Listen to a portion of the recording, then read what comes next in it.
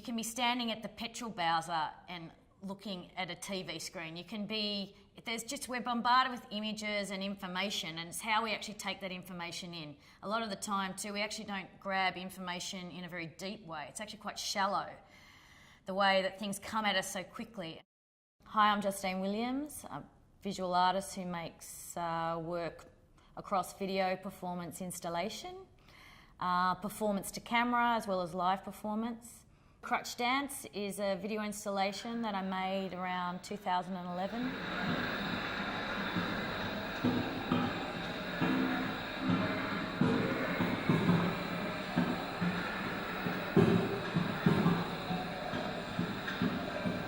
It was probably the first time I really started to explore performing video to camera, and then to show it in installation, I really started to kind of split the image up across many screens. It was the first time that I'd really started to work with multiple screens for a single performance. At the time, I just saw lots of CRTs around where I live. I live in the suburbs, and so I collected lots of CRT TVs, and that became a part of the work. I like the sculptural elements in a TV. So the title, Crutch Dance, really is quite self-explanatory in there. In the work, in one part of the performance, I'm on a treadmill running in this quite like cardboard origami costume, and a backdrop or a set which is very similar. So the body kind of starts to camouflage into the backdrop, and then in the next scene or in this, I'm kind of dancing on crutches. It's really quite simple performance in some ways. Part of the work is that I make these costumes, I make a set, they're very handmade, I build up a lot of energy, then I make a performance which is very ad lib.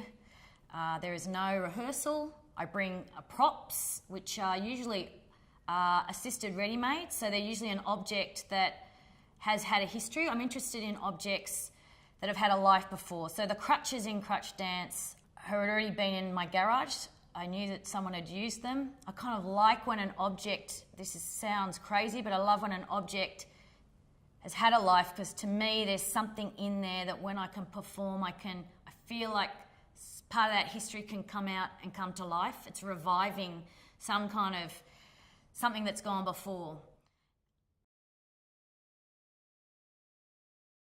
What I was trying to do at the time was that I was making these very handmade sets, handmade costumes. I put them into the computer, and then in post-production, I wanted to treat the video very much in a kind of visceral, or just kind of very in a material way, treat it like paint.